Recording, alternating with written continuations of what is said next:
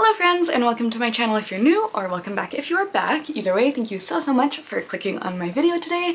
If you are new, hi, my name's Rabbit and my pronouns are they, them, and this video is one that I've been looking forward to for a really long time. I've just been in a super nostalgic mood for, I want to say, the last couple months, and that has morphed itself into many different ways, from like just researching old nostalgic spooky toys from like when I was a kid and like kind of reliving the ones that I either remember or like never knew about and like just find them amazing, making my own versions of those creepy toys. Now finally I just want to like make a big video where I talk all about like spooky, alternative, gothy, monster inspired, alien inspired, just like whatever kind of alternative-y type doll lines that I found out about in this time and tier rank them. The video is kind of inspired by Darling Dolls on YouTube, who makes amazing content. They made this like fashion doll iceberg video, and when I watched that video I was like, wow, this is so amazing. I wish that there was a video of this that was like just on the spooky gothy ones. So that's what I'm here to do, is make that video.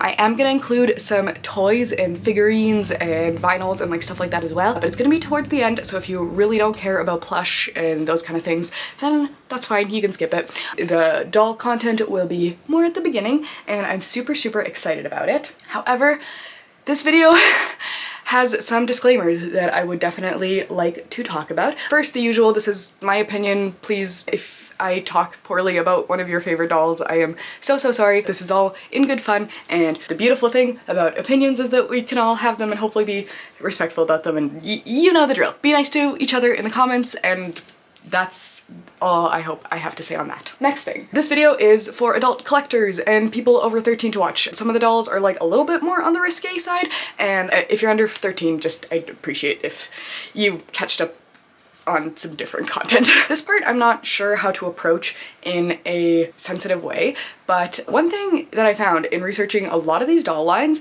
is that they're overwhelmingly white.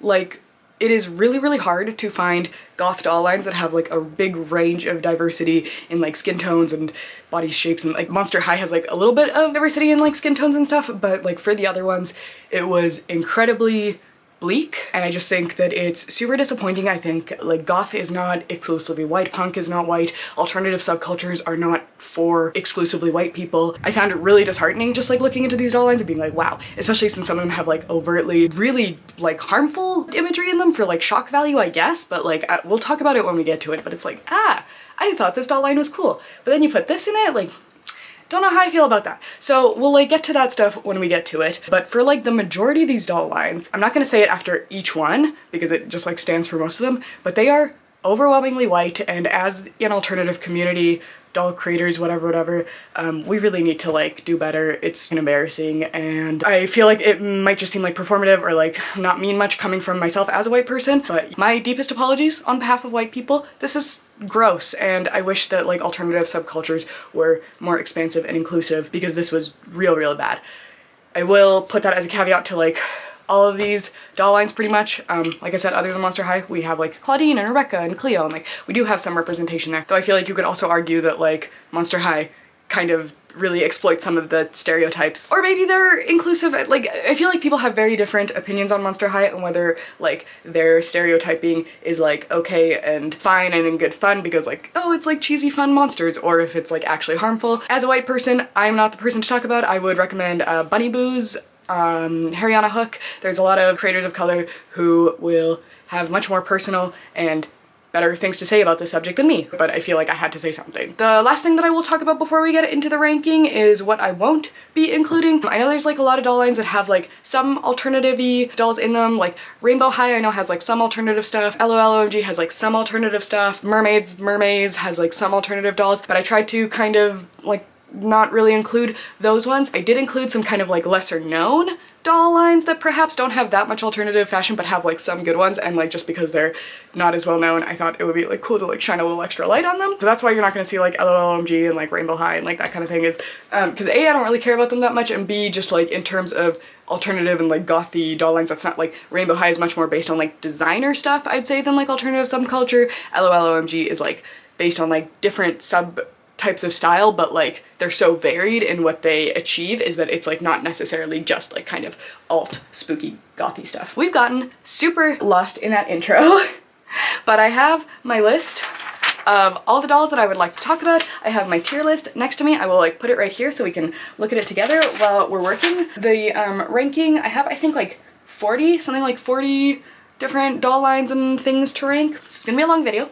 The tiers are iconic at the top, which is self-explanatory. These are ones that I adore. I just think are so amazing. Have my whole heart. Under that we have great. Also self-explanatory. I like them. They might not be like quite at the level at iconic, but they like deserve a lot of recognition and like are usually pretty underrated, probably. Then there's good but not for me. This is a rank that I totally stole from Fairy Tale Dolls. Oliver, his channel is amazing. You should definitely check him out on YouTube. That is a tier that he always includes in his like Monster High ranking videos, and I think it's like such a good succinct name for a tier because yeah, it's just like ones that you're like, I can objectively tell that this is a good design, but just for whatever reason, not for me. Then there's Monster High knockoff. These are ones that are just like trying to popularize on the Monster High craze that happened when like Mattel made Monster High and it got really big, and then every single doll line was like, let's make a bunch of different girl dolls with different skin colors and crazy hair and like some fun kind of alternative fashion. So like Monster High knockoff, you know what they are.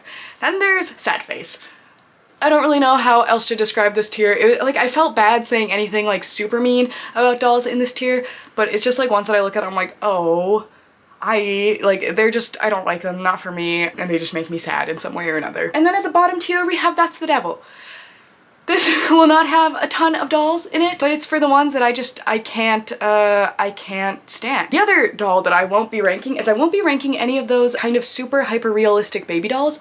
Those would all go in the That's the Devil tier. I understand people like those dolls very much. I see that there's like a big community for them, and I feel bad saying this, but like babies just generally creep me out, and like hyper realistic baby dolls are like extra creep me out, and then when you turn them into monsters, I cannot handle them. So apologies if those are your favorite kinds of dolls. I'm happy that you like them, but they just like bring up feelings in me that I can't handle. So we will not be ranking any baby dolls except for one, and you will see why. It is such a specific, bizarre thing that we will have to discuss it, okay? Alright, okay. Finally, I think that's enough of my disclaimers and my chats and my everything. Let's get into the tier ranking video. I've been looking forward to this for so long, so let's get into it. We're gonna start with, of course, the one that got me into everything. The iconic, the beloved, don't even have to give it an introduction, Monster High. To represent Monster High, because I tried to pick a doll if I had anything from these lines to kind of accompany me for this video. I have Freak du Chic Twyla. She is incredible. Twyla is one of my favorite characters, just like her personality, her voice actress in G1, or her character design. I know a lot of people don't like her face and think it's like a little bit creepy, but I think she's absolutely stunning. I love her light purple skin. I love like the teal that they used for her, and the fact that there was like a circus line in Monster High just has my whole heart. However, if you're a Monster High fan, you probably know that there are multiple generations of Monster High. So I have split up the ranking because I couldn't put all of them in iconic, because if you know Monster High, you know that G2 happened, and we cannot allow that to be in the iconic category. So Monster High G1 is going straight into iconic. No need to explain why. I love it. I adore it. It's what got me into the whole thing. The concept of teenage monsters based on like famous movie monsters, and just like in general later getting into like just in mythology monsters. I love it. I've always loved mythology ever since I was a kid. The idea that like we have a doll line that has like vampires and gargoyles and daughters of boogeymen and zombies, and like it's just, I love it so much. It's perfect. Can't go wrong with Monster High. She's perfect. She goes straight into iconic. G2. G2 is so sad. There is like a couple of good things in G2. There is Shriek-Wrecked Rochelle. That is the only good thing of G2, basically. I think if it wasn't for her, this would go in That's the Devil, but because of Shriek-Wrecked Rochelle, they are going in Sad Face, because Monster High G2 just made me so sad. They really went with like these super childlike faces, these ridiculously toned down versions of the original characters and outfits and stuff. It was just very, very sad. I didn't like it. The lack of articulation was evil, just not good. So they go in Sad Face. And then Monster High G3, I want to kind of put them in good but not for me.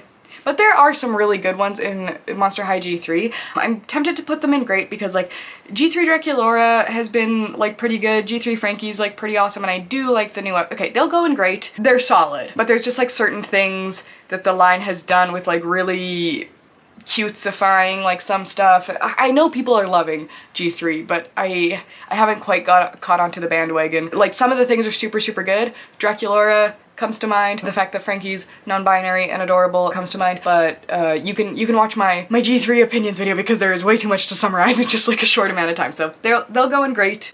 They're not quite in iconic territory, but they can go in great. I think I forgot to say who my favorite doll was for each Monster High generation. So for generation 1, we're gonna just go with Freaks Du Chic Twyla, because there are too many good Monster High dolls and it probably changes every day. Sometimes it's Sweet Screams Frankie, sometimes it's Sweet Screams Draculaura, sometimes it's Elizabeth, sometimes it's River Styx. It just happens to change all the time who my favorite Monster High Generation 1 doll is. So for today, it's Freaks Du Chic Twyla, but that can change. For Generation 2, my favorite one is Shriek Wrecked Rochelle. And for Generation 3, my favorite is the original Draculaura, but also Draculocker Draculaura is adorable. So next, we're gonna talk about Bleeding Edge Goths, also known as BeGoth dolls. I also did a video about these recently. They are incredible. I love them. They're amazing. They don't have like the greatest articulation, the quality, because they're about 20 years old. They sometimes disintegrate over time, but they are just stunning. They released in the early 2000s. They're all super beautiful dolls with facial piercings, really intricate, incredible, beautiful makeup. Their fashions are absolutely amazing. Yeah, I have a whole video of my collection that I recently started, but they're wonderful. Of my collection, one of my favorites is Mystixx here. She's incredible. I love her so much. But all the Storms are also great. BeGoths has like one character named Storm who has like these like long pigtails and like tendrils, and she tends to have like an appearance in pretty much every series. Some notable ones are Slayer Storm and Red Riding Storm, but also Evening Storm and Back to School Storm are incredible. We also have Penelope Fabrique. That's one of my other favorite BeGoth dolls. She's like a seamstress and she has like this kind of cool piratey aesthetic. In one eye she has like a needle going through it with like blood dripping down, and she has an eye patch and just really beautiful hair. There's also Scorpio Vixen, which is an incredible, beautiful doll. She's kind of like Storm, but she's like red and black. She has like this gorgeous scorpion tattoo on her face. I really like them. They also have a comic book that you can read for free online, the BeGoth comics. Some of the ways they portray mental health is very early 2000s and not super sensitive, so, you know, read at your own risk. I feel like the 2000s were really bad for that kind of thing. One thing with the BeGoths, though, is that they did have like some pretty questionable design choices. I remember the first time I saw their limited edition Lolita Sun, I was kind of like, sorry, what? Just because, you know how they have designs in their pupils, right? Well, for some reason they put, for Lolita Sun, like a rising sun in her eye, which maybe in the early 2000s wasn't as much of like a symbol of like imperialism and the negativity that we see with it nowadays. Felt like not great about that. So there's like some things in the BeGoths that I'm just like, hey, and that's the main one. That's the main one that I'm like. And for those who don't know, the rising sun flag, while it was originally meant to indicate happiness and celebration and positive things because of Japan's imperialism and atrocities committed during World War II. For a lot of Korean, Chinese, and other non-Japanese Asian people, the flag is associated with a lot of wartime atrocities. So even though this might not have been as big of a topic when these dolls came out, I still think it's important to like not just sweep it under the rug and be like, oh well, like these came out 20 years ago, they didn't know. Like they might have not known then, but we know now, and it would be kind of weird not to point it out. So they were made when the son of this toy maker was saying that like, oh, there's like not really any like gothy dolls out there, like they should make like dolls for goth people, and they were sold at like Hot Topic and like Spencer's and like that kind of thing in the early 2000s. I just think they're absolutely wonderful. They don't come with stands. All of mine I just put on Monster High boy stands.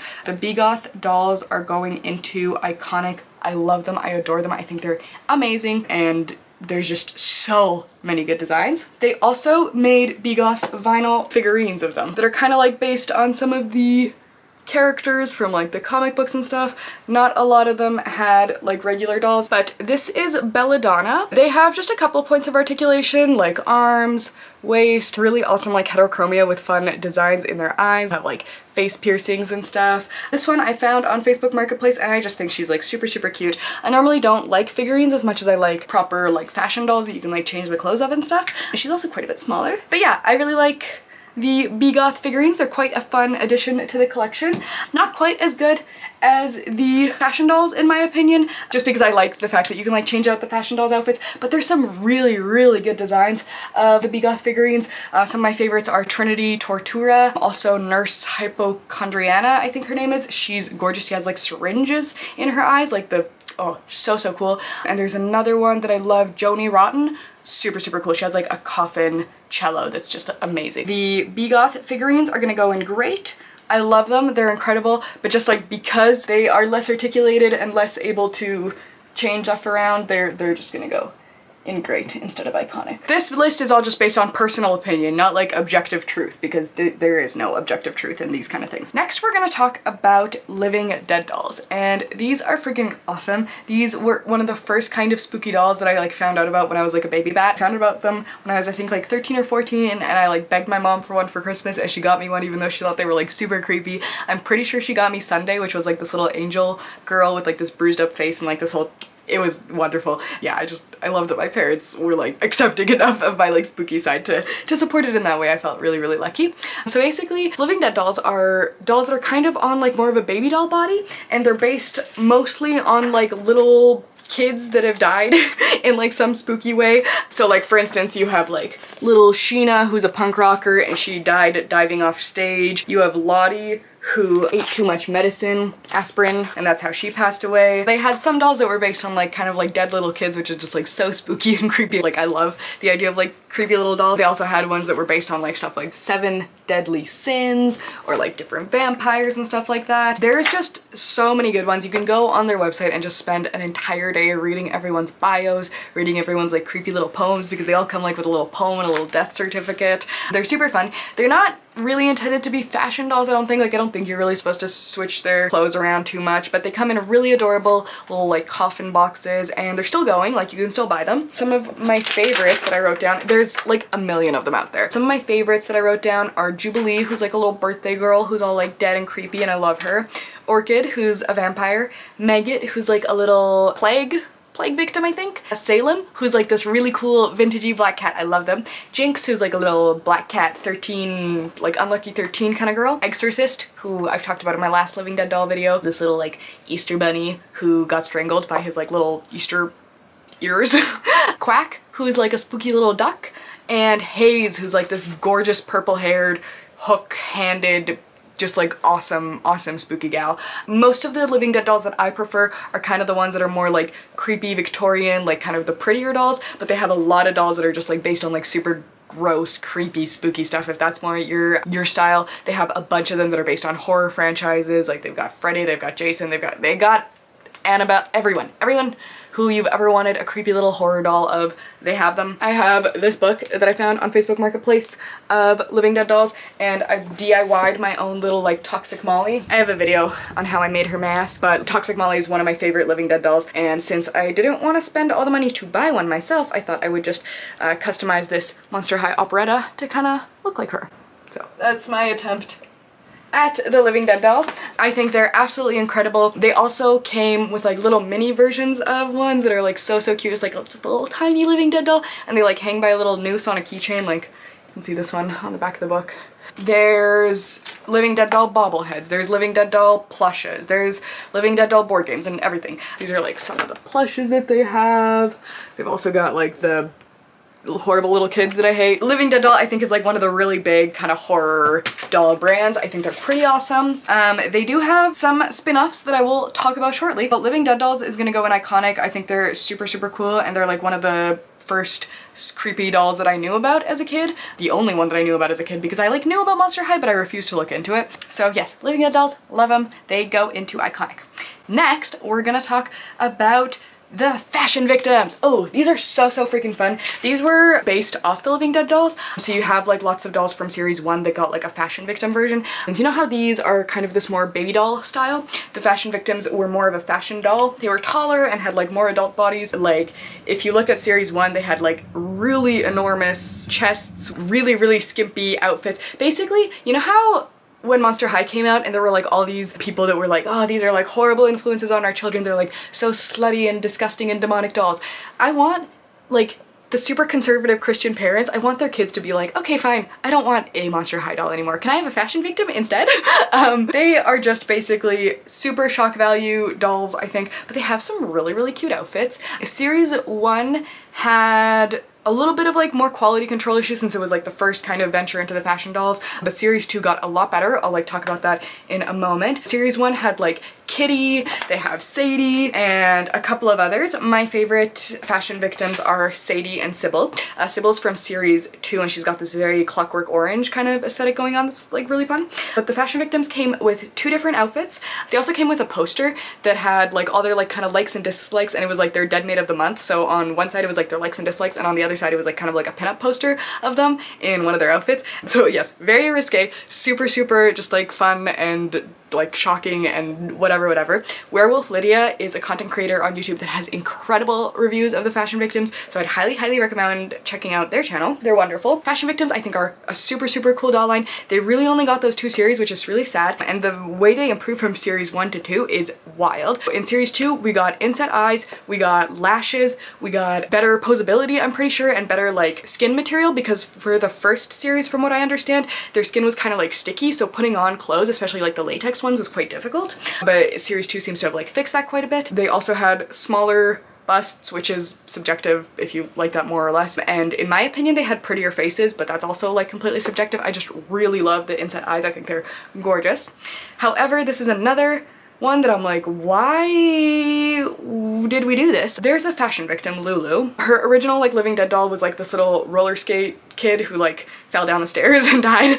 So in her like Living Dead doll she had like a little bone poking out and it was all very cute. And then in her fashion victim she has like one outfit that's like a skater girl outfit, very cute, very like gold and frilly and like quite low cut and everything. Love it. But then her other outfit is like a cowgirl outfit, which fine, whatever. But her belt has a Confederate flag on it, which, like, with the rising sun flag, it's an American doll, like, it's not excusable, but I could potentially see more ignorance of like, oh, we didn't know that was bad because we're stupid American, like that kind of thing. With the Confederate flag, you really can't like feign ignorance of that since it's like an American company, and like I'm Canadian, so I don't have, and I'm white obviously, so I don't have this kind of history with it, but like I just don't, like, I understand that it was like kind of probably for shock value, but I just think it's insensitive, cruel. I don't know why you had to make these like fun, kind of like slutty undead girls also be racist. Gross. So that like really soured that for me. If we don't think about that one Lulu detail, the belt, this doll line is pretty fantastic in my opinion. But it just like sucks because you find this thing, like for instance this doll line that you think is like super cool and amazing and has all these amazing positive qualities, and then you find out that this is part of it, and then it's like, well, what does that mean about the creators? And like obviously buying them nowadays doesn't really support the creators in the same way because they're like long since discontinued, but it still doesn't feel comfortable. And even in this video, like I really wanted to make this video about like gothy dolls and stuff like this, but then looking deeper into them and finding all these details, I'm like, oh, like I kind of have to talk about this stuff. But I also feel bad still enjoying other aspects of the doll line. I feel like very conflicted even like ranking them like well, because, and even saying like if you ignore this belt, because you can't like ignore it in the grand scheme of things, and like as a white person it's like easy to like look away, but I'm obviously not like directly affected in that same way. So I don't know, I feel like I kind of approached this in a poor way, and I was trying to keep things light and not be too much of a downer, but it feels, I don't know, I feel really just poorly about that this is a fact of like cool gothy doll history that just is so gross and inexcusable. And it's weird because I didn't find like anyone talking about it. I couldn't find the creators apologizing. I couldn't find like people in the doll community, like blogs back in the day being like, hey, like what the hell is happening? Like I was trying to look up things, but I don't know, maybe I just am bad at finding things. But yeah, it was just very strange and also just a very disappointing thing to learn. So yeah, I'm sorry. Not super like my general taste, like I don't have any of them. They're quite expensive, and I don't think like I would go out of my way to buy one, so I'm gonna probably put them in good but not for me. Yeah, the Lulu belt thing is just I feel uncomfortable talking about these subjects in a video because I feel like I'm not the person to be bringing up these topics, but like when I saw it, I couldn't unsee it. Next, we're gonna talk about little apple dolls. This is kind of on a brighter note, I would say. Well, maybe they're still pretty like gruesome and grim, but in an awesome way, in my opinion. So I found out about little apple dolls quite recently. I had seen one on Facebook Marketplace for $15, and I just thought she looked quite cool, so I picked her up. And after having picked her up, I did like some more research on her, and these are just a fantastic, amazing little doll line. They were made by a British artist. They kind of remind me of like demons a little bit, but they're all just based off little girls and one little boy who have died in like some creepy or mysterious way. They're all pretty tragic stories, and they all come like with a little comic book that you can like read all about their story.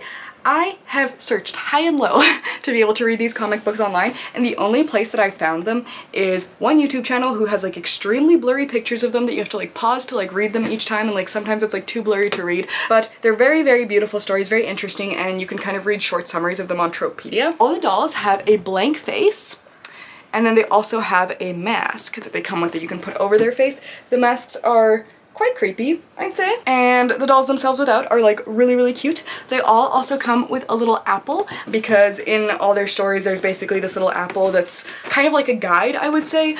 All the dolls come with like the apple and all these little nails that you can stick inside the apple, so it's pretty creepy. And they all hold their hand out so you can like balance the apple into their hand. They're all super, super lovely, beautiful dolls. My favorites are Animula and Circe, but they all have this really incredible box art. They're just like really lovely, really creepy. I'll read you one of the things that it says inside the box. Little Apple Red says, once upon a time he was an ordinary apple. He says the fate of ordinary apples is grim. Sometimes fallen apples are left to rot. But little Apple Red was to take another path.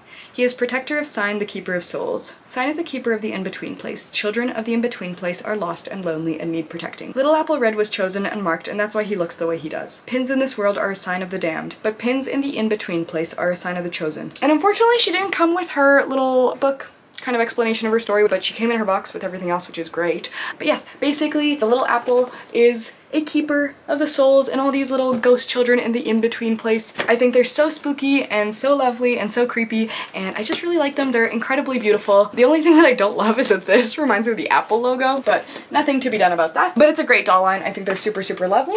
I'm gonna go ahead and put them in iconic because there are not too many doll lines like them, I'd say, and I think they're wonderful. Next we are going to talk about Bratzillaz. So I only have one here. I found her at the thrift store. She's missing a lot of her stuff, but she is quite cute. So these could definitely go in Monster High knockoff, because I think that is, they were just MGA kind of trying to capitalize on the Monster High phenomena that was happening at the time, and I would have put them in that category if I hadn't actually like kind of taken a closer look at this line and been like, oh, they're actually quite freaking lovely. They're quite articulated. They got like arms, hands, all this kind of situation. They have inset eyes, which are pretty gorgeous, and they actually have quite nice character designs. Some of my favorite ones are, there's like this whole glow-in-the-dark midnight beach line. Doll, I think her name's Phoebe. She's like a mermaid. She's so gorgeous, and a glow-in-the-dark doll always has my heart. I love glow-in-the-dark dolls. There's also these Switch-a-Witch dolls, where like the dolls are kind of like the Monster High Create-a-Monster, where you can like switch them all out. There's like a checkered one that I think is absolutely amazing. And also Jade Jador is a really, really gorgeous design. Her powers is she can like heal broken hearts, and I think they're pretty cool. They also have webisodes. I have watched all the webisodes. They're not that good. They're like kids cartoons. I just kind of watch them in the background for interest sake, and their whole thing is that they're like the witchy cousins of the Bratz. So they come originally with like broomsticks, and they all have like a little witchy tattoo, like a little spell scroll. And yeah, I never really liked Bratz that much when I was a kid, but I do think that the Bratzillaz are quite lovely, especially when they have all their stuff. When they're missing everything, they look a little less alternative, but I think they're a quite good doll line, so I'm gonna go ahead and put them in great. I'm feeling nice today. Okay, next. We're gonna talk about these ones that people freaking hate. There is so much hate for this poor doll line out there, and I am here to defend them, okay? I am talking about Mystixx vampires and Mystixx zombies. You might have seen these dolls that have like two heads where you can like switch them out, like turn their whole head around, so they have like one like kind of like cute like human face and then one like either vampire or zombie face.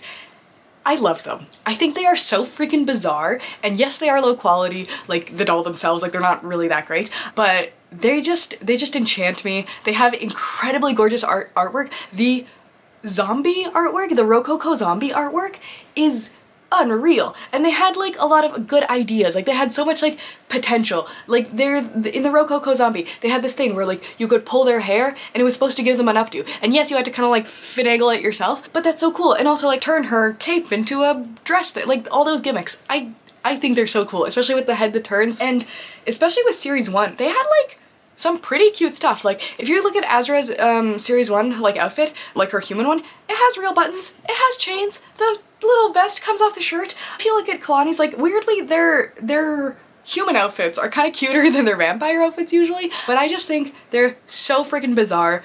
They didn't take off. I'm surprised they made it to production, and I love them. I think they're so weird. For what they were, they came with, like, series 1 came with 2 wigs, 2 pairs of shoes, 2 outfits. Like, they were doing the damn thing. People were not ready for how cool these were. And they're just like so strange. Like I just love the idea that like without the wig you just have this horrible 2-headed monster doll creature. Like it's, oh, I love them. They have such a special place in my heart. I know people hate these freaking dolls and they think they're so ugly and like whatever, but like Mystixx vampires, you're gonna go in great. I know people would put them in Monster High Knockoff. I know that's where a lot of people think they belong, but I freaking love Mystixx zombies and Mystixx vampires. Justice for them. I love them. Okay, next we're gonna talk about Once Upon a Zombie.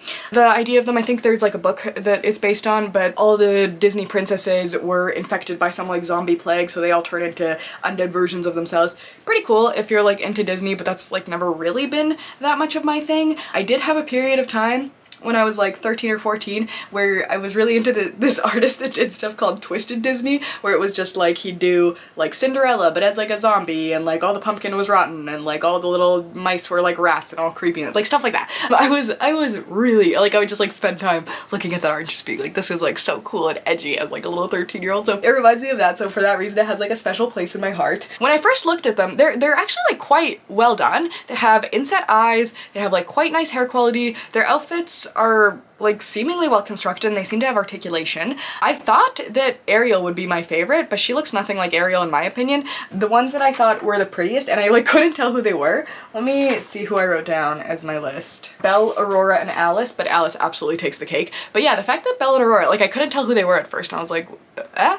But yeah, in general, my regular favorite Disney princess, if we had to choose, is like Alice or Ariel. But if you're going off the zombie ones, I really liked Aurora. I thought she was really pretty, and I really thought Belle was pretty with like the red dress and the red hair. I love red hair, as you can tell. So Once Upon a Zombie, kind of knockoff Disney, knockoff Monster High, kind of trying to capitalize on the creepy zombie craze, but like I'll take it. I love creepy little zombie dolls. However, since they are kind of based on Disney and that's not my like super thing, I'm gonna go ahead and put them in good but not for me, because I can tell that they're like well done, especially Alice. Like, oh my gosh, like the glass eyes, the dress, the hair clips, everything, it's really gorgeous. But just in general, Disney's not really that much my thing. Next we're gonna talk about zombie girls. Okay, these were so cute. These are definitely a Monster High knockoff, but I don't care. I think they're so lovely, and they had so much missed potential. There were only 4 of them, but basically I really liked the idea of this doll line. They were all zombie girls based on different centuries. So you had Merry Morning from the 60s, Rhoda Kills, this kind of school spirit one, I think from 70s, and Sunny Burns that was from the 90s. They were all just like super freaking cool ideas. Their doll stands were little tombstones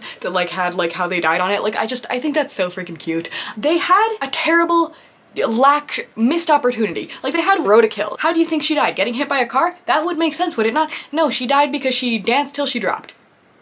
Or Sunny Burns. How'd she die? You think sunburn? That would make sense. No?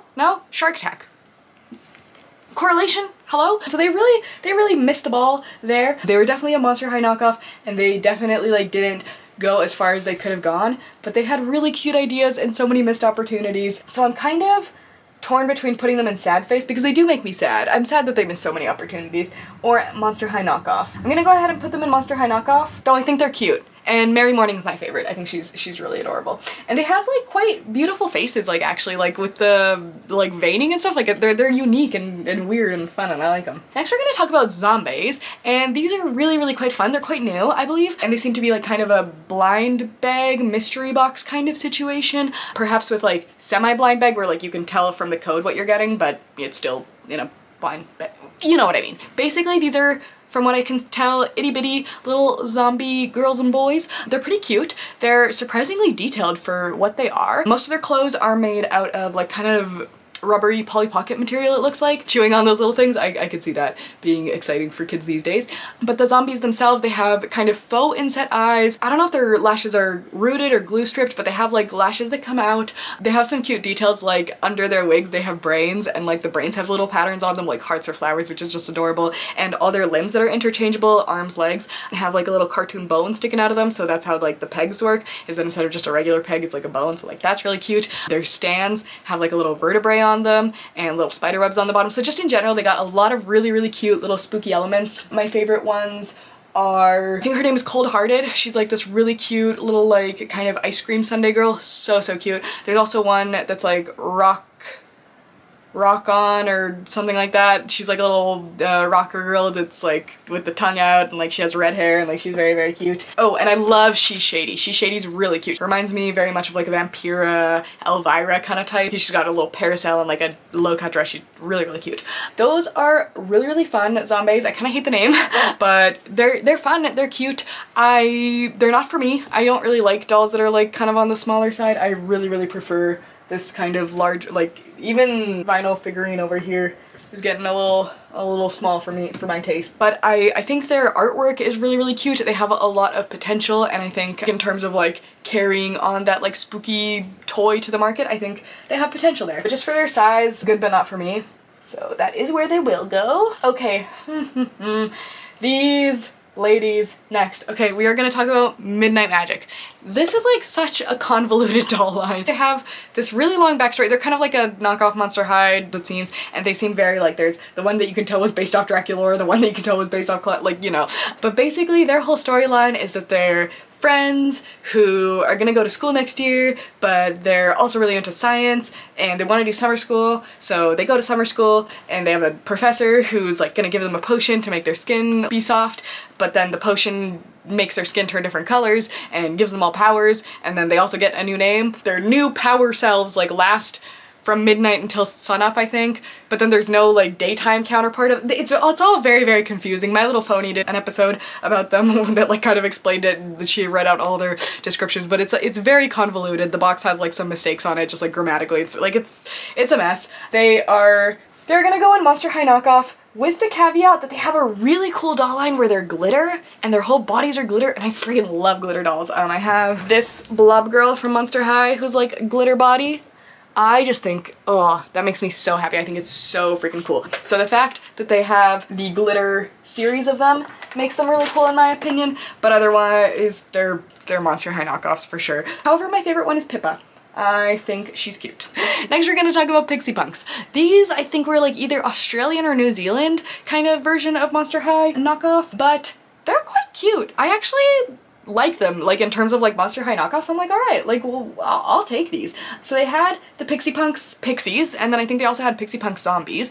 And one cool thing about the Zombies is that some of them had like a color change eye feature, which actually turned out really cool, because they have regular eyes, like you and me right now, but then when you put cold water or warm, I don't know, when you put water on their eye, their pupils went white, like a zombie, which is, I just think is like a really cool idea for like a zombie doll line. They had like little kind of normal sized ones, and then like kind of bigger ones, like Goliath-y sized, it seems. Apparently the bigger ones were quite a bit more popular. I do prefer the Pixy Punk Pixies over the Pixy Punk Zombies in terms of their like styles and stuff, but they have like some really cute like aesthetics, like especially for like a Monster High knockoff. Like they've got little studs and like their little like shirts with like the big cross on it. It's like very like 90s goth. Like I love it. I think they're quite precious, and like in terms of Monster High knockoffs, I like them, especially the series that I used as like the cover photo for this. I'm gonna put them in Great. I know that's controversial. I know a lot of people would put them in MH knockoff, but I like them. I'm gonna put them in Great. Also, I don't think I mentioned, but my favorite Pixy Punks are Berkeley and Harley. Next is Twilight Teens. Twilight Teens are a very Monster High knockoff. They're kind of hilarious because all their names are incredibly low effort. My favorite is Snaky. Like, what? They're teenagers who at night transform into I don't know, something like that. I can't say I'm too familiar with the mythology on the Twilight Teens. It was a little bit difficult to find too much information about them. But my favorite one is Ghostilla, because there's one doll of her that has a scary scooter, and I think that's hilarious. A scary scooter, like very like Ghoulia scooter. Ghoulia with her scooter knockoff. Ghostilla with the scary scooter. Yes, yes, I see. They're like really not the best quality. Their faces aren't great. In my opinion, they're not incredible. If you ask me like what makes the Pixy Punks great and the Twilight Teens Monster High knockoff, I don't know. I don't know. It just is the vibe. Next we're gonna talk about Fright-mares. This was a thing that Mattel did after Monster High that was still kind of like trying to do the Monster High thing, but I guess now blending it with My Little Ponies for some reason. These were kind of like centaur monster girls, which I think is like a really cute idea, but the scale of them, like they're quite small, so that was like why they never really interested me that much. They just didn't have like too much posability. Like they were fine, just like not really for me. They felt very like kind of going into Enchantimals territory. There is a couple of cute ones. One of my favorites is Mary Trotabout. She looks kind of like a Sweet Screams, kind of like spooky ice cream kind of gal, and I think that's a lot of fun. And I like the idea of like centaur doll girls because I love centaurs. And I put them in here because they do have like some kind of like monstery and like some kind of more darker themed ones, so you know they can live here, but they're gonna go in good but not for me because I see the potential for them. They're just not super my vibe. Hi, editing me here. Okay, so one small adjustment that I would like to say about the Fright-mares is that they're all kind of based on hybrids of monsters. So there's one that's like a skeleton hybrid, one that's like a sea monster hybrid, one that's like a gargoyle, the deer, obviously. Like there's a bunch of very cool like kind of added in elements that I didn't notice before, and I just think that's neat and might bump them up a smidge in the ranking for me. Okay, and yes, I did put quite a couple of doll lines in here that people are probably gonna be like, that's not alternative, or like, that's not gothy enough.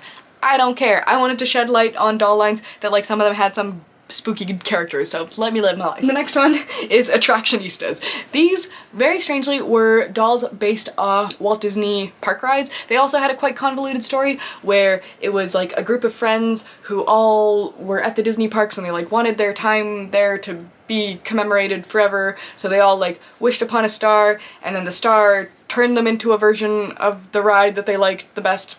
It's a whole thing. I think you can only buy them exclusively at the Disney stores like while they were being made, but they have one that's so freaking cool. What's her name? Gracie. She is so pretty. Apparently she's based off the Haunted Mansion ride. I've never been to Disney World, Disney whatever, and I haven't seen the Haunted Mansion. I should, but I just love her character design. I think she's so freaking cute. She comes like with, I think, a bat, like a little top hat, and like this like fun little outfit. Like I love her, and just in general her friends, like some of them are quite alternative as well. Like there's like a little pirate gal, a little like space gal with like all dressed in black and blue. Like they're quite fun. They do feel quite Monster High knockoff, but I love Gracie. She's so freaking cute. But because the majority of them are kind of just like, oh, let's like put a interesting skin color with a fun hair type and loud fashion, like they feel like Monster High knockoff, which is fine. It's just, it is what it is. Ah, do I want to put them in? No, sorry. Okay, they're not going in Monster High knockoff. They're going in good, but not for me. Because when I look at the other ones in Monster High knockoff, it doesn't feel right. They feel a little bit too unique. Next, these are Gothic Angels, and these are the knocky-offiest of the knockoffs. They're horrible. They're just like very clearly like, this is Dracula, this is Claudine, this is Cleo. They put like a little star on their face or something. I couldn't figure out like any of the lore of these girls. Like I couldn't find like any YouTube videos where people were reviewing them. There might be some blogs out there, because I find that a lot of these dolls, a lot of the information I found was like from people doll blogs and like WordPress and that kind of thing from back in the day. But yeah, I couldn't find a ton about Gothic Angels other than they are just like the most blatant ripoffs. So yes. Straight into knockoff. Alright, now another one that I think some people will say, oh, it's not that alternative, but like they're little alien dolls. Like that's cool and like kind of based on monsters and stuff, so that's why they're included in this video, and it's Novi Starz. I freaking love Novi Starz. I think they're so freaking pretty. There's like a couple of different versions of them, like the kind of shorter ones like this. This is all the kind that I have, but there's some incredibly gorgeous, like detailed, tall ones. For them, they also have a series, like a webisode series that's unwatchable. It's so freaking bad. But they're very, very cute character designs. They remind me kind of like trolls and Zelfs and stuff. They have like gorgeous glassy inset eyes with real like lashes poking out of them. Just cute little alien faces with just like these wide heads, and all of their bodies have like some different interesting thing. One of them has like glitter like water in her legs. One of them has like a backpack that like lights up her whole body. One of them has hair that smells good. Like they just are super, super fun. This one I love especially because in her eyes she has little skulls, skull and crossbones, and her thing is that she talks. So yeah, they are just super, super fun. A super underrated doll line in my opinion. I love Novi Starz. I know that Shadow High made a doll that had like some Novi Star references recently, which I love, and I'm really hoping is a clue that we might be getting like Novi Starz coming back, because these are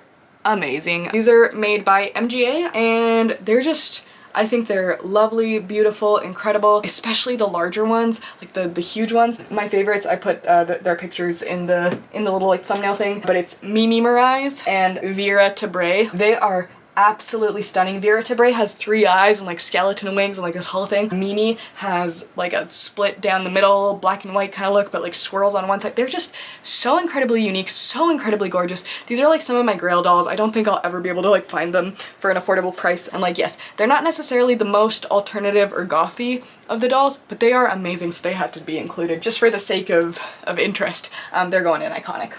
Okay, another doll line that is probably not that alternative, but they're like space dolls, and like I think that there's like something there that makes them fit in here. These are so fun. These are called Spectra dolls, the Shimmerons, and they're from like the 80s or something. They were like a Barbie spin-off where it was like this group of Shimmeron alien people that their bodies were all made of like metallic, and they wore lacy, spacey fashion, so they had like all these like super elaborate lacy kind of outfits. They're so 80s and so cute. My favorite one is Styla Blue. She has really, really gorgeous blue hair. The other ones are all like blondes and pink hairs and just like don't stick out as much as Styla. They're just super, super fun. They have like this bizarre robot dog that's like an R2-D2 kind of situation. It's bizarre. I love them. I think they're super weird and super fun, and just I think they're awesome. They're not gonna go quite an iconic, but they are gonna go in great because I love them.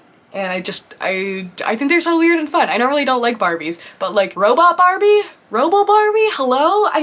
Yes, give it to me. Next, again with the alien dolls. Sorry, there seems to be a lot of them that I guess were, after Monster High was a thing, people were like, aliens? So we're gonna talk about Spacepop dolls. And not all of these were kind of more alternative, but there's like some elements in there, you know, like the purple one with like the little faux hawk and like the heterochromia that we got going on. With Spacepop, the story is that there are 5 princesses who are like from space, and they're forming a band to spread love and joy through music to defeat some evil sorceress. Sorry, Spacepop, I think you're gonna have to go in Monster High knockoff. They just feel very that. I think it's a cool idea, I guess, but yeah, they feel just like in that same vein of like Equestria Girls, Ever After High, which I know is by the same company, so it doesn't really count as a knockoff, but you know what I mean. So that's Spacepop.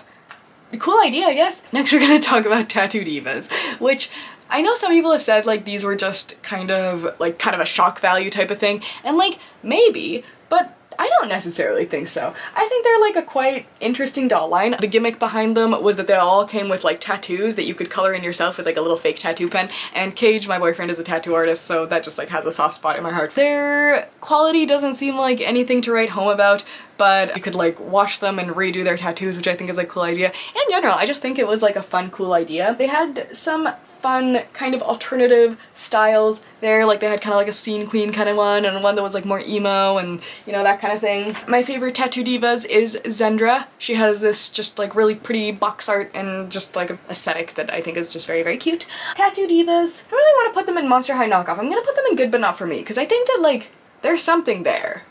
But for how little they were, I don't know if that's really what you want to like be practicing tattooing on. Like I feel like it would have made more sense to have like one of those styling heads that maybe you could do like face tattoos on, but then I feel like parents would have had not the best feelings about that, even more so than just like the body tattoos. This next one, I originally wasn't gonna include Shadow High, but I figured people would be like, why didn't you include Shadow High if I made this video and didn't include them? So Shadow High is fine. I see that there's some alternative influences, but they really just feel to me like they're mostly based off just designer stuff. I think they're well made. I think they're cool. My favorite is Demi Batista. I think she's really cool. But I think she's only my favorite because I saw someone do like a restyling of her that was just like so incredibly out of this world that I was like, that's amazing, I need that doll. And then when I found out that was a restyle and that's not what she actually looked like, I was like, oh, never mind, it's fine.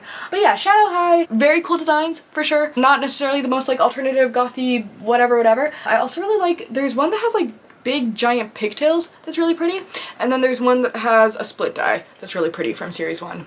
So those are cool.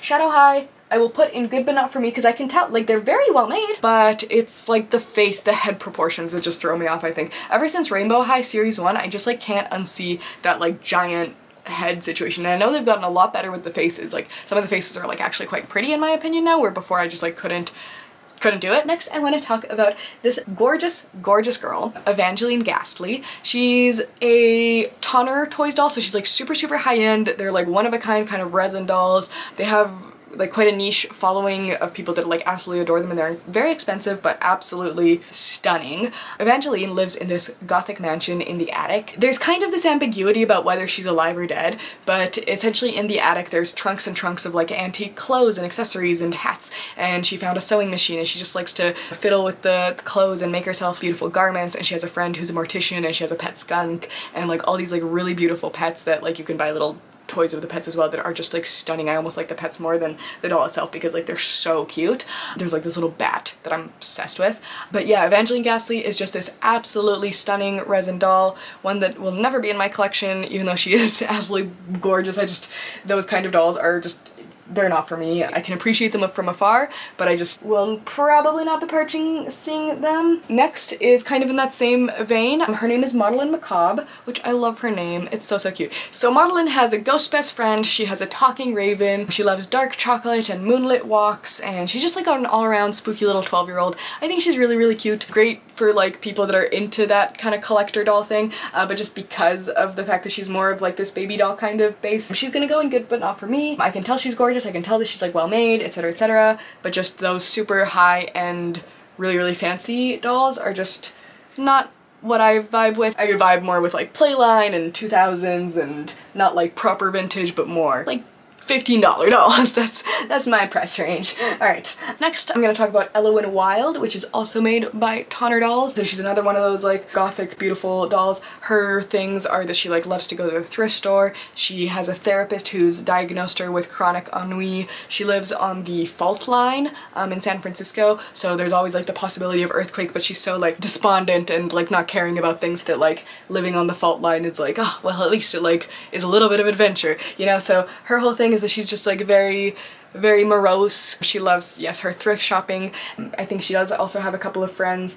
I don't quite like Ellowyne Wilde as much as I like Evangeline Ghastly, but she can still go in good but not for me. Yeah, very, very well done, gorgeous resin dolls, but just those are out of my price range and stuff. So next we're gonna talk about Pullip Dolls. I don't know a ton about these. They're really, like, they have incredibly gorgeous, elaborate outfits. So they're these fashion dolls that came out of Korea. They have these incredibly large heads with eyes that like can move side to side and they can blink.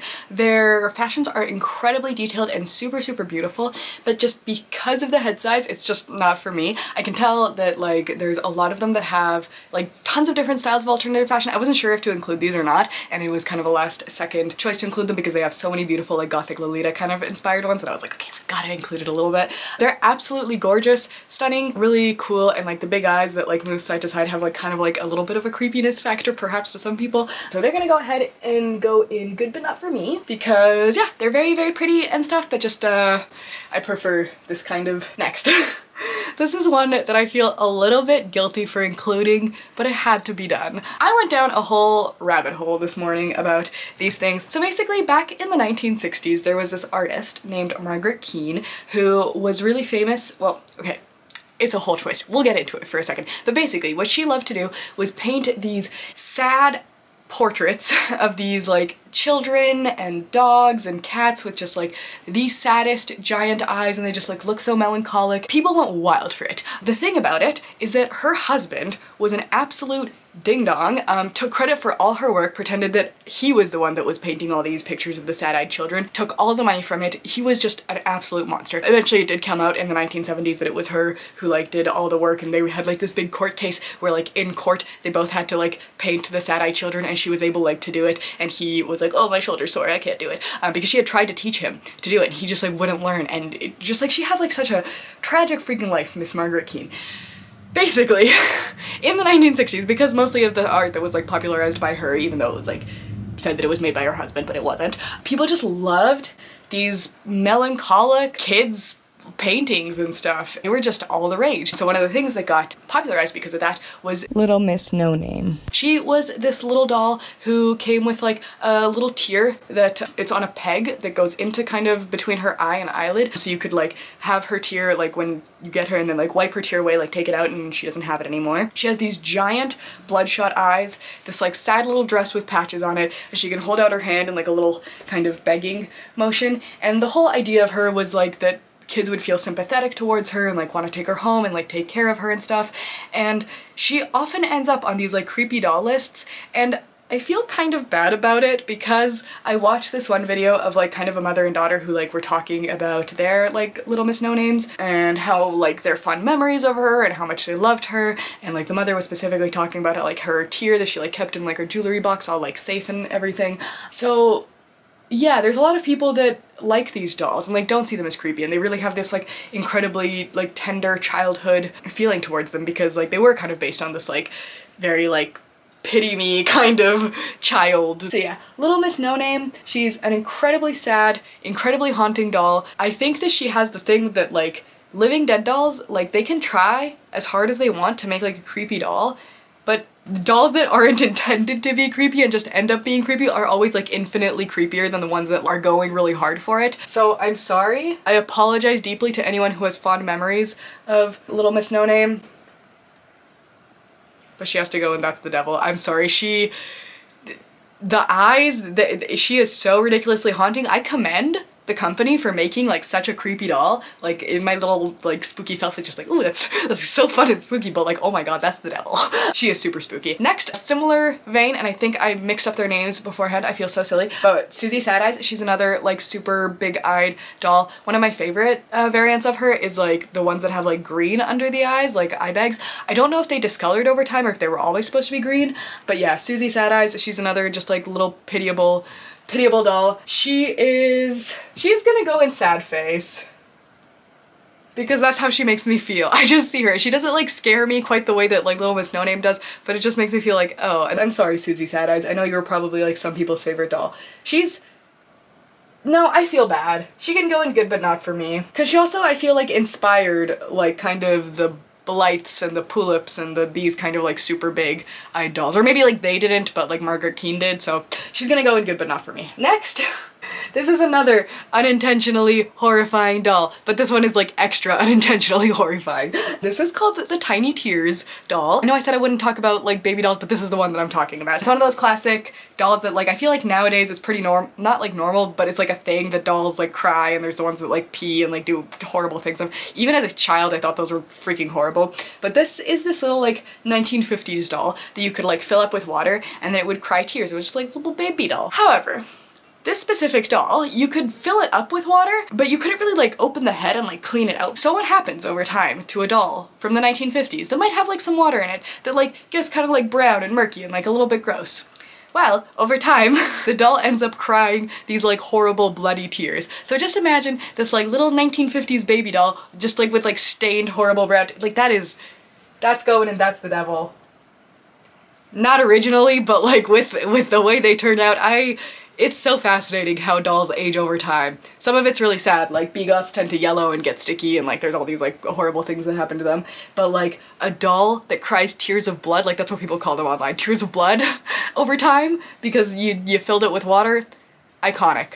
That's the devil. I love it. Alright, next I'm gonna talk about, it's not technically a doll, it's a figurine, but I was really into these as a kid. I never had one. I have like a card of one, but I always just like thought they were the prettiest thing ever, and that's Amy Brown fairy statues. If you don't know, they're just like these, like Amy Brown is an artist, she does all these like fairy drawings that I was obsessed with as a kid, and she also makes these little statues. You can find them like on Amazon and stuff like that. There's like fairies in teacups and kind of spring fairies and autumnal fairies and like gothy fairies, and lots of them have stripy little stockings, and they're just like the cutest gals ever. I've always really loved Amy Brown fairies, so I had to include them even if they're not like really a doll. My favorite type of Amy Brown fairies are like autumnal ones and like gothy ones, but they're gonna go in iconic because I adore them and I think they're so gorgeous. Next, another like It's a vinyl figure, not really a doll, but like we'll include it. It's the Emily the Strange doll. I just like kind of found by chance. There's like been a couple of different ones that have been made, like Emily the Strange action figures and vinyls and figurines and stuff, but Emily the Strange is one of my favorite characters. I remember like reading her comic book when I was a teenager and like reading her books now. Like they're very like for kids and like kitschy and silly, but I love them. They're so freaking cute and she's just like such a fun, delightful character. There was this doll that was made of her that she comes with like a little catnip pouch and like little ears. She has rooted hair and like a really, really pretty face. Her classic little shoes and outfit. She's just like a really, really cute doll. I just like found a little YouTube clip of an advertisement for her and I figured that I would add her because she's really, really freaking cute. Pretty simple overall because that is the design, but because Emily herself is iconic, she's going in iconic. Okay, and now we're getting into not so much regular doll territory, but more like plush territory, and this is by no means extensive. I know there's a lot more spooky plushes and spooky like figurines and like stuff like that out there, but I just wanted to include some of my favorites and some that came up and some that I think are noteworthy. So let's get into it. First, the kind of more human-y ones. We have Viola, or Viola, I'm not sure, the goth rag doll. There's also kind of like a redhead version of her called Luna, and she's just like a cute little gothy rag doll. She has like blacked out eyes, and the purple haired one has like a smile, and the red haired one has like a little frown, and they're just like, yeah, cute little rag dolls. I'm gonna put her in great. Alright. Next, this is from Voltaire, who is an amazing artist, like singer. I love his music, but he also has an incredible YouTube channel and an incredible book called Painted Black. His YouTube channel, he has this whole series called Gothic Homemaking where he does awesome DIY, so I'd highly, highly recommend checking him out if you're into spooky stuff. One of the things that he made back in the day, I guess, was things called pocket goths. I've only seen it in person one time. They're like this big. They're just like little plush goths, basically. I honestly don't really like the design of like plushy people normally. Like it's very hard for me to find like a plushie that's based on a character or a person that I think looks good. So while these have like cute designs and like I appreciate like that there's like little fishnet tops and like little cute ankh necklaces and stuff like that, they're just not for me, I'd say. Just purely based on the fact that they're like plush dolls of characters, but they're cool. They are cool. And Voltaire is amazing, so I'm like sad that I couldn't rank them higher, but I have to be honest. Next is Kindergoths, and it was really hard to find much like opinions about these online, but they were, I found out, I found out about them through this book, but I couldn't find a ton of information extra when I was like vaguely researching for this project. Okay, I actually can't figure out where I found out about these originally. They're just like these spooky little characters that are like little baby goths. They're, for the most part, wearing diapers, which I hate. I think it's like kind of gross. I get they're like babies, but I guess baby stuff just like creeps me out a little too much. My favorite one is the cat, but if you're asking me about my favorite like human version one, I guess it's Arachnia, I think is their name, but they're the ones with like the spiky boots and like all the weird little hair. They're quite fun. I'm gonna put them in good but not for me because I can like recognize that like the designs are objectively cool, but I just don't like baby stuff. Next is teddy scares, and these are so freaking cute. I watched Just Jen's video this morning about them, and they're just freaking adorable. The story behind them is that they're all like basically teddy bears that were abandoned by their owners, and they all live in like this big dumpster together, and they go around and like cause mischief and do things, and they all have like spooky little sad stories. They're freaking cute. I like them a lot. I think they're quite expensive on the secondhand market because they are quite old, but they're very precious. My favorite one is Rita Mortis. She's so cute. She has like this little dress and like this little baseball bat. I love her. Very, very adorable. There's also this one that's like kind of all cut into different pieces and she has like a broken mirror. That one's really, really cool. Just in general, I haven't looked into them too deep yet, but they seem like a lot of fun. And if you know more about them, feel free to tell me all about your favorites in the comments. So I'm gonna go ahead and put them in great. I think they're a lot of fun and just really cool. Next is FurryBones. Oh, okay. This is now going into not necessarily, because they do have plushes, but they're also vinyl figures, and I have a vinyl figure of one here. I only have this one. When I was a kid, I had a FurryBones plush that I found at like a goth store from like Vancouver or something when I went as a kid, but I loved that thing. It was so cute. It was like kind of in like a unicorn outfit, but like with the little skull face, and they're just like so freaking precious. There's like a million variations of these out there, like especially of the figurines. This one's Scorch. It's like a little dragon with a marshmallow because I love marshmallows and I love dragons, and it's black and red, which are great colors, so that was the one for me. But there's like little cat ones, Flappy, was a really cute one that's like a little bat. Mau Mau, there's like a little black cat. Like there's just like a bunch of really, really cute ones. You could also probably spend just like hours looking at FurryBones and like getting inspiration for stuff because they're really, really freaking cute. They also have, yeah, like I said, plushes of them, but I just think they're quite adorable. They are kind of totally a Skelanimals ripoff, maybe, or maybe, I don't know which one came first, so maybe Skelanimals is a FurryBones ripoff, who knows. Either way, I think they're really, really precious and just a really cute idea. I'm torn between putting them in great or iconic. I think I'm gonna put them in great. Yeah, that feels good. Next is the aforementioned Skelanimals, and I don't have any of these, but I do have like a fake one that I made, and I do have a tutorial on how I made this, or not this one specifically, but a super similar one that I turned into a backpack. This one is based on Miles from Emily the Strange, who also has like a really cute line of plush animals, but didn't include that in this. Skelanimals are just these really, really cute skeleton animals, basically. There's Diego the bat, there's like this fox, Kit the cat, Jack the rabbit. Jack the rabbit's really, really cute, but also the deer is adorable. There's quite a few out there. They made like plushes of them, stickers of them, they put them on t-shirts and stuff, Hot Topic, whatever. They're just like a really cute, very iconic, early 2000s like emo kind of thing, so I love them. Special place in my heart. I'm gonna go ahead and put them in iconic. Alright, next is Unibones, and I just kind of found out about this incidentally when I was researching. It seems like a Vampire Freaks version of the Skelanimals or FurryBones or whatever. It's just a unicorn though. It's the only kind of animal it comes in, but it's really cute. Not a ton out there about it, but if you're like really specifically into unicorns and spooky stuff, like pastel goth kind of person, this one's for you. Yeah, Unibones, super cute. I really liked the horn is stripey. I'm gonna go ahead and put it in good but not for me, because it's cute, but I prefer FurryBones and Skelanimals. Okay, next. I know that people are gonna say like this doesn't count as an alternative thing, but I love them, and there are some really cute alternative ones, and just because I love them so much and want to shed some light on them, they're included because it's my video. These are Zelfs, and they are precious. I adore troll dolls, and these are kind of like troll dolls, but there's a couple more spooky ones in it. Like this is Vampula, who's like a little vampire bat, but there's also Wabina, who's like a spider and adorable. There's Garnt, who's super, super cute, and this one that's like based on dreaming and sleeping that's like adorable, but there's just like so many of them out there. They're really, really cute, just like little elfy guys. They're not really dolls, more just like kind of like little figurine elfy things, and as a person who loves troll dolls, these just seemed like a natural progression. They are precious, adorable. I have a video about my whole collection on my channel somewhere. Zelfs are precious. I know they're not technically the most like alternative of the alternative things out there, but I adore them, and they're gonna go in iconic because it's my list and I love them.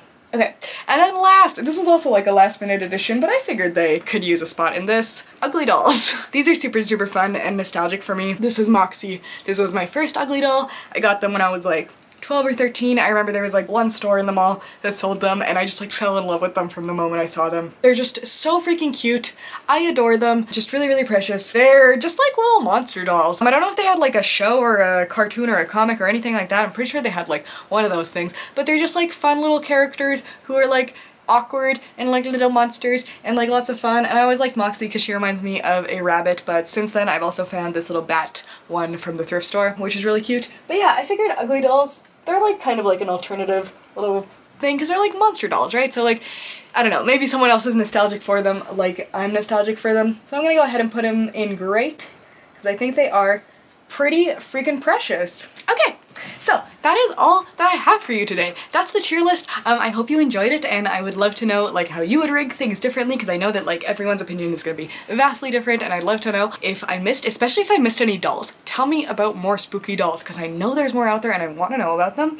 Okay, not technically a doll, but after this video I found out about these Sandman action figures from the Neil Gaiman comics, and I lost my freaking mind. These are so cool. I know, again, they're not technically a doll, but yes, I found them too late to include in this video, but if I did, they'd go in iconic. Look at these things. They're amazing. They're also like 200 bucks on eBay, so not anywhere in my future, but they're so cool. I love them. Also, if you have more like spooky toys that you want to tell me about, I would love, love, love, love, love to know about them. I already know about like kind of like the Emily the Strange stuff and like Plushy Dreadfuls I like kind of know a little bit about, but in general I'm super open to hearing about more things, especially if there's like one that's really nostalgic to you and just like spooky and you're like, how did you miss that? tell me about it. I would love to know. I will be sure to link, if I can figure out how to like share this tier list and you want to make your own, do it. I would love to see it. Feel free to like tag me on YouTube if you do such a thing. I'd love to know. And regardless, I hope you have a wonderful day or night or whenever you happen to be watching. I hope that this was fun and maybe nostalgic for you if like any of these like rung some bells and you were like a little spooky kid and you're like, oh my god, yes, I remember that thing and I haven't thought about that in so long. I hope maybe that happened. Yes, I just had like so much fun researching all these things for this video and just like finding out about like bizarre dolls that I'd like never heard of, and yeah, just like so much fun. So let me know what you think. Let me know if you have any favorite spooky alternative doll lines. Also cartoon, spooky kid cartoons, stuff like that. I love that kind of thing. Tell me all about them in the comments below, and I hope to see you in the next one. I've taken a bit of your time, so thank you so much for bearing with me for so long, and I'll see you in the next one. Have a good one. Bye!